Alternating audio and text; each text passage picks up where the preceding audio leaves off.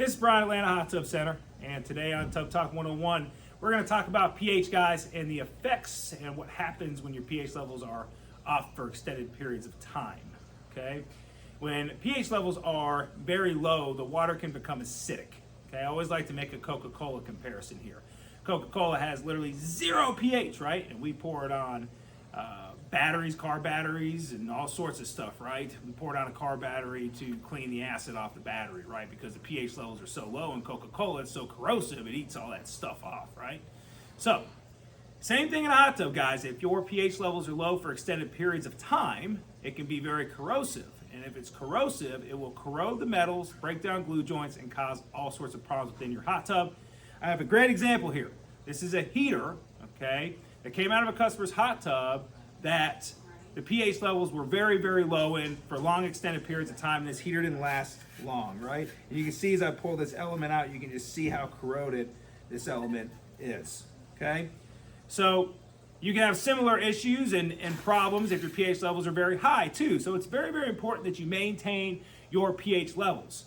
Guys, they make pH up and they make pH down. And you really need to, bi-weekly or weekly, depending on what system you're using, go out and stick a test strip in the water. And if the pH levels are high, okay, you're going to use bisulfate, and that is pH down, and pH down is just vinegar, okay? The reason we sell it in granulated form, okay, is because in granulated form, it's stronger, right? Very simple. That's it. That's why we sell it in granulated form, but you could actually get vinegar and put it in your hot tub, and it would bring pH levels down. So what is pH up? Sodium bicarbonate, right? It's baking soda. Yes, you could go into your cupboard and get Arm & Hammer baking soda and add it to the hot tub, and it would bring pH levels up. However, again, if you buy Pool or Spa granulated pH up and pH down, it's going to be stronger, and therefore you will need less of it to make the adjustment, okay? So here's the trick, guys. I always tell people, I say, if your pH levels are low or high, start with 2 tablespoons. Give it 4 or 5 hours, retest and put 2 more tablespoons in until you can get it between 7.2 and 7.6, which is the ideal range for pH, okay?